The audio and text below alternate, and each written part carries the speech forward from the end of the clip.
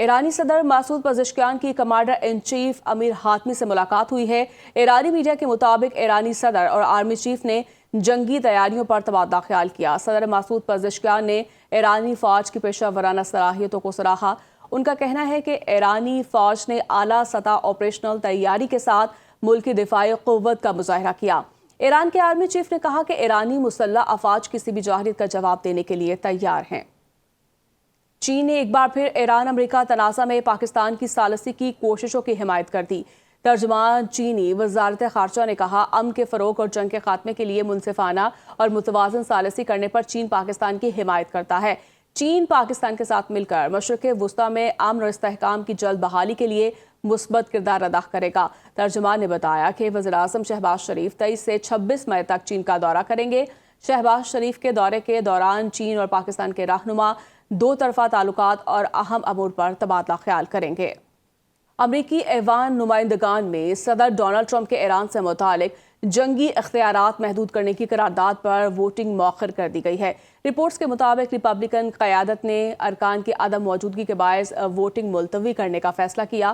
اگر ووٹنگ وقت پر ہوتی تو ڈیموکریٹس کو قرارداد کی کامیابی کا امکان تھا۔ اس معاملے پر ریپبلکن اور ڈیموکریٹس کے درمیان اختلافات بڑھ گئے ہیں۔ ڈیموکریٹس کا کہنا ہے کہ عوام پہلے ہی مہنگائی اور بڑھتی قیمتوں کے دباؤ میں ہے، جبکہ جنگی اختیارات سے متعلق غیر یقینی صورتحال مزید پیچیدگی پیدا کر رہی ہے۔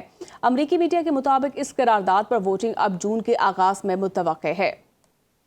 ایران کے خلاف اسرائیل کے دفاع میں امریکی میزائل ذخیرہ آدھے سے زیادہ استعمال ہونے کا انکشاف۔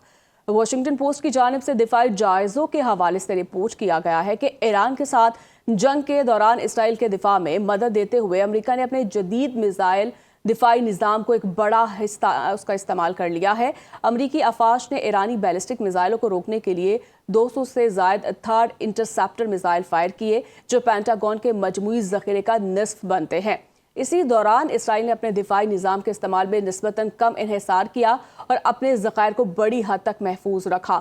اسرائیلی افواج نے 100 سے کم ایرو انٹرسیپٹرز اور تقریباً 90 ڈیوس سلنگنگ میزائل استعمال کیے۔ اس کے برعکس امریکہ نے فضائی دفاع کا زیادہ بوجھ اٹھایا اور آنے والے حملوں کو روکنے میں مرکزی کردار ادا کیا۔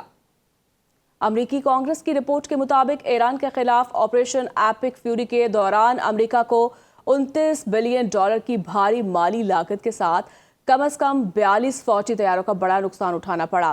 کانگریشنل ریسرچ سروس کی جاری کردہ اس رپورٹ میں انکشاف کیا گیا کہ تباہ نکارہ ہونے والے فضائی اثاثوں میں امریکہ کے جدید ترین سیٹل فائٹر F-35A، F-15E لڑاکا طیارے، 24 عدد MQ-9 ریپڈ ڈرونز اور 7 ایندھن بھرنے والے ٹینکرز اور مختلف نگران و حملہ آور طیارے شامل ہیں، جبکہ جاری جنگ اور سیکیورٹی پابندیوں کے باعث نقصانات کی تعداد میں مزید اضافے کا خدشہ بھی ظاہر کیا گیا ہے۔ اس وقت ایران سے مذاکرات جاری ہیں۔ ہم صرف یہ چاہتے ہیں کہ ایران کے پاس جوہری ہتھیار نہ ہوں۔ امریکی صدر ڈونلڈ ٹرمپ کی میڈیا سے گفتگو کہا کہ ایران سے انتہائی افزودہ یورینیم کے ذخیرے کو قبضے میں لے لیں گے۔ ہم آبنائے ہرمز میں ٹول ٹیکس نہیں چاہتے۔ امریکی نیوی اچھا کام کر رہی ہے، کوئی بھی بحری جہاز ایران نہیں جا رہا۔ ناکہ بندی کے ذریعے ہم آبنائے ہرمز کا کنٹرول سنبھالے ہوئے ہیں۔ ایران کے سپریم لیڈر مجتبیٰ خامنہئی کا افزودہ یورینیم بیرون ملک منتقل نہ کرنے کا حکم۔ رائٹرز کے مطابق آیت اللہ مجتبیٰ خامنہئی کا حکم امریکی صدر ڈونلڈ ٹرمپ کو مزید مایوس کر سکتا ہے۔